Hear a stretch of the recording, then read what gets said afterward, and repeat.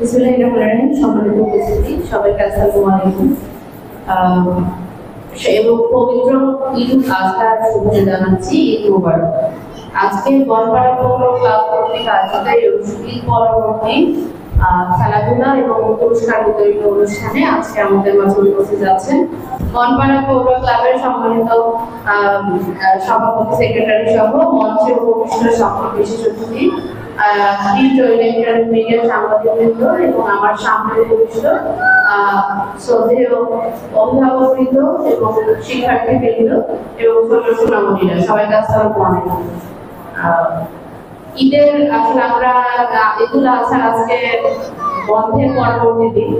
আমরা আসলে চাইলেও এই যে আমার মেয়ে বিশ্রাম করতেছে কি কোনো ক্লাবগুলো আমার মনে হয় একটা এলাকার যে পরিবেশ সেটা অনেকখানি চেঞ্জ করে দিতে সফল ভূমিকা পালন করে। একটু আগে আমরা কালিকাপুর ক্লাবে গেলাম, সেখানে উদ্যোগে পরিষ্কার পরিচ্ছন্নতা কর্মসূচি এবং বৃক্ষরোপণ কর্মসূচির উদ্যোগ গ্রহণ করা হয়েছে। সেই উদ্যোগটা অবশ্যই আমাদের কাছে মনে হয়েছে অন্যরকম, ব্যতিক্রমী। এবং আপনারা এখানে খেলাধুলার আয়োজন করেছেন, বাচ্চাদেরকে একটু মোবাইল থেকে দূরে নিয়ে গিয়ে তাদেরকে একটা নতুন ভাবে ঈদ পরবর্তী যে পুনর্মিলনী বা খেলাধুলার আয়োজন করা হয়েছে, এটাও আমি এই উদ্যোগকেও আমি সাধুবাদ জানাই এবং আপনাদেরকে অন্তরের অন্তঃস্থল থেকে ধন্যবাদ জানাচ্ছি যে আপনারা ঈদের সময় এই বাচ্চাদেরকে নিয়ে এ ধরনের একটি ব্যতিক্রমী আয়োজন করেছেন।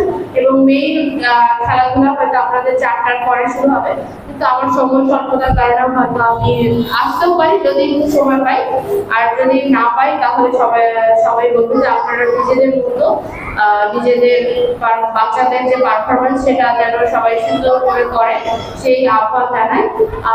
এবং এই ক্লাবের আমি উত্তর কল্যাণ কামনা করি এবং ক্লাবের যে কোনো কর্মকাণ্ডের সাথে আমরা সবসময় জড়িয়ে থাকবো। উপজেলা প্রশাসনের পক্ষ থেকে আমরা যে কোনো ভালো কাজকে সবসময় সাধুবাদ জানাই। এবং এই বাচ্চারা যখন খেলবে তাদের বুদ্ধিভিত্তিক যে পরিবর্তন হবে, তাদের লেখার যে স্ফুরণ ঘটবে, সেটি আমাদের একটি সফল জাতি গঠনে গুরুত্বপূর্ণ ভূমিকা রাখবে।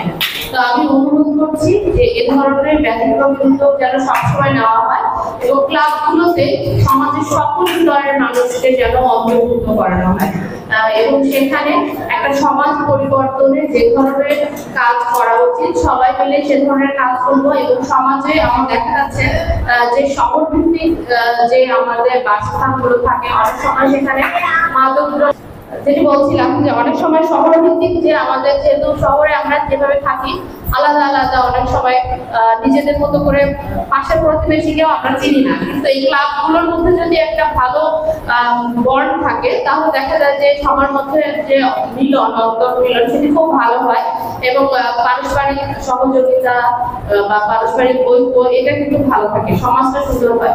এই জন্য আমি আপনাদেরকে অনুরোধ করবো যে আমাদের এই ক্লাবের মাধ্যমে মাদকের বিরুদ্ধে, যৌতুকের বিরুদ্ধে, সন্ত্রাসবাদ, জঙ্গিবাদ এগুলোর বিরুদ্ধে প্রতিরোধ করে তুলবে। কারণ এই সমাজটা আপনার, আমাদের সকলের, আমাদের সন্তানরা যদি ভালোভাবে বেড়ে ওঠে তাহলেই কেবল আমাদের সমাজটা সুন্দর হওয়া সম্ভব। তাছাড়া কিন্তু আপনি আজকে দেখা গেছে যে আমাদের সময় শেষ, আমাদের সামনে আছে আমাদের ভবিষ্যৎ প্রজন্ম, তারা যদি সঠিকভাবে করে না ওঠে তাহলে আমাদের এই দেশটা আমরা কার হাতে রেখে যাবো। এই জন্য আমরা চাই যে আমরা আমাদের দেশটাকে যেই অবস্থানে দেখতে চাই, আমাদের সন্তানদেরকে যেন আমরা ঠিক সেভাবে করে গড়ে তোলার জন্য সকলে মিলে চেষ্টা করি। এই সন্তান একজনের সন্তান শুধু তার না, সেটা এই দেশের, এই সমাজের। এই জন্য কোনো একটা সন্তানও যেন ধরে না পড়ে যায়, কোনো একটা সন্তানও যেন মাদকের আঘাতে, মাদকের এই কষাঘাতে নষ্ট না হয়ে যায়। আমি অনুরোধ করবো যদি আপনাদের এলাকায় এরকম মাদক সংক্রান্ত কোনো তথ্য থাকে সেটি আমাদের কাছে উপস্থাপনের জন্য আমরা সেটির বিরুদ্ধে আইনের প্রয়োজনীয় ব্যবস্থা করব। আর আমি সকলকে আবারও ধন্যবাদ জানাই আমাকে আমন্ত্রণ জানানোর জন্য। আপনাদের সকলকে ঈদের শুভেচ্ছা জানিয়ে আমি আমার বক্তব্য শেষ করছি। সবার জন্য শুভকামনা। আসসালাম।